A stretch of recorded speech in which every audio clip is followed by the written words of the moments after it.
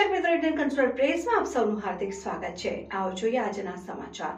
નર્મદામાં લાચરસ ગામમાં ભારે વરસાદને કારણે રહેણાંક વિસ્તારમાં પાણી ભરાયા। નર્મદામાં વહેલી સવારથી ભારે વરસાદ વરસી રહ્યો છે, ત્યારે હવે ભારે વરસાદને પગલે પૂરની સ્થિતિ સર્જાઈ છે। નર્મદાના લાચરસ ગામે ભારે વરસાદને કારણે કેડસમાં પાણી ભરાઈ ગયા છે। ગામમાં જવાનો રસ્તો પણ બંધ થઈ ગયો છે। તંત્રની બેદરકારીને કારણે ગામમાં દર વર્ષે પાણી ભરાઈ રહેવાની સમસ્યા સર્જાતા લોકોને હાલાકીનો સામનો કરવો પડે છે। નર્મદાના નાંદોદમાં ભારે વરસાદ વરસી રહ્યો છે, ત્યારે આ કારણે લાચરસ ગામ બેટમાં ફેરવાઈ ગયું છે અને વરસાદના પાણી લોકોના ઘરોમાં ઘૂસી ગયા છે અને ત્યારે પાણી ભરાતા સ્થાનિકોને ભારે હાલાકી પડી રહી છે। અને મળતી માહિતી મુજબ આ ગામમાં પાણી જવાનો રસ્તો ન હોવાથી પાણી ભરાઈ રહેવાની સમસ્યા સર્જાઈ છે।